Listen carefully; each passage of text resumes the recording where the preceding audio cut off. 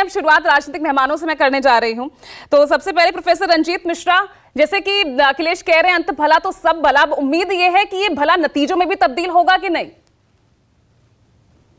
पूजा जी, हमारा जो राष्ट्रीय गठबंधन समिति, नेशनल अलायंस कमेटी, वो सभी राज्यों में अलग अलग नेताओं के निरंतर संपर्क में है और लगातार बातचीत चल रही है। और मुझे लगता है कि बातचीत बिल्कुल सही दिशा में है। थोड़ी बहुत कठिनाई अलायंस में तो आती है, जैसा राजीव जी ने भी कहा कि वो कठिनाई यूपी में भी आई, लेकिन उसे हम लोगों ने बखूबी सुलझा लिया है। और अगर देखें, महाराष्ट्र, तमिलनाडु, बिहार, झारखंड, उत्तर प्रदेश, मध्य प्रदेश, तो इन सभी की गुत्थियां हमने ऑलमोस्ट सुलझा ली है। थोड़े बहुत जगह पे अभी दिक्कत दिख रही है, लेकिन वहां भी लगातार बातचीत चल रही है। मुझे लगता है बहुत जल्द वो गुत्थियां भी सुलझा ली जाएंगी और इंडिया गठबंधन बहुत मजबूती के तौर पर सामने आकर और इस मोदी सरकार को चुनौती देगी। थोड़ा पहले अगर समझ जाते तो शायद आपकी भारत जोड़ो न्याय यात्रा में भी अखिलेश यादव नजर आते। कब से आपको बार बार वो चिता रहे थे? नहीं, उत्तर प्रदेश में अभी हमारी यात्रा चल रही है, हो सकता है अखिलेश जी उसमें अब जुड़े हैं।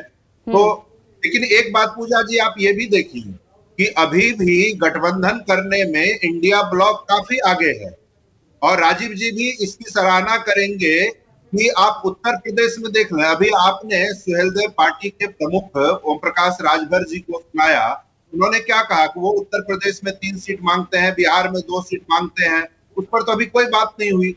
बिहार में हमारे यहाँ देख लीजिए, इनके गठबंधन में कोई बात नहीं हुई। हाजीपुर सीट कौन लड़ेंगे कोई नहीं बता सकता आज के समय में, चाचा लड़ेंगे कि भतीजा लड़ेंगे, कौन एनडीए की तरफ से लड़ेगा और कौन इंडिया ब्लॉक की तरफ आएगा, ये भी क्लियर नहीं है। अभी चौधरी जयंत जी के बारे में राजीव जी बता ही रहे थे कि वो पसोपेश में है। तो उस हिसाब से अगर आप देखें तो वो इंडिया ब्लॉक ही है जो बिल्कुल आगे है। और एक बात और पूजा जी, कि आदरणीय मोदी जी कहते हैं कि 370 अकेले जीतेंगे और सभी अलायंस मिला के 400 जीतेंगे। कभी इस पर भी आपका ध्यान जाना चाहिए कि लगभग 40 दल उनके एनडीए में है। इसका मतलब एवरेज रूप में तो अपने क्षेत्रीय दलों को एक भी सीट वो नहीं गिन रहे हैं।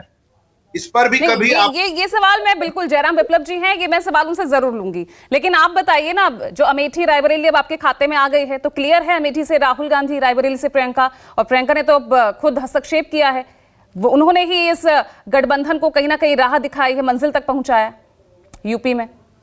देखिए, कांग्रेस बेहद लोकतांत्रिक तरीके से इन चीजों पे काम करती है। हमारा सेंट्रल इलेक्शन कमेटी होता है, सीईसी, वो तय करता है कि किस सीट पर कौन व्यक्ति चुनाव लड़ेंगे।